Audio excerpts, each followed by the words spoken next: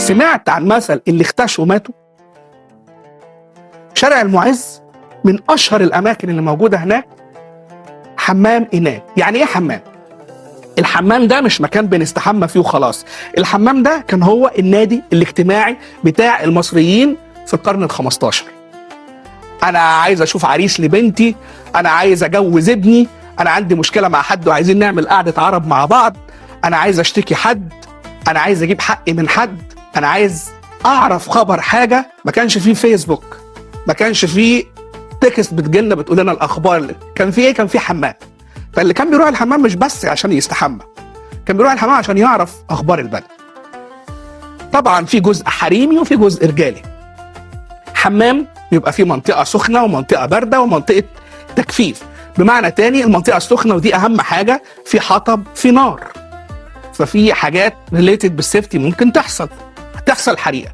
في يوم من الايام كان في ستات جوه الحمام دوت، حصلت حريقه، فاللي اختشوا ماتوا. الستات اللي اتكسفت تطلع وهي عريانه ماتت محروقه. ومن هنا جه المثل بتاع اللي اختشوا ماتوا. لما ببقى في جوله في شارع المعز وببقى مع الناس، انا دايما ببقى حريص ان اقول لهم ان القاهره على وجه الخصوص كل حجر فيها ريليتد باكل او بشرب او بعادات وتقاليد او بمثل او حتى بدين عايش جوانا لغايه النهارده. احنا حياتنا كلها مكتوبه على حجر. لما بتروح شارع المعز كل حجر فيه هو جزء من هويتنا كمصريين.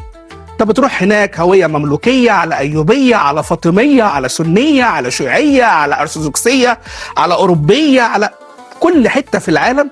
كل حجر بينطق بكذا اللغات دي، الملخص بتاعها في الاخر اللي هو انا مصري. فاول حاجه فكره اللي اختشوا ماتوا، فكره الحمامات. احنا النهارده علشان نفهم المثل دوت كان اصله ايه تاريخيا، لمعظم المتخصصين في التاريخ ومعظم الكتابات بتقول ان بنسبه كبيره، انا مش بكذب، المثل دوت مرتبط بحمام إنال بالذات. وفي جزء تاني بيقول لك مش شرط يكون حمام إنال. بس حلقه النهارده اللي احنا اكتر حاجه عايزين نفهمها فيها ان من اكتر الحاجات اللي هنسمعها في شارع المعز فكره الحمامات. الحمامات كانت نوادي اجتماعيه بنحل فيها مشاكل.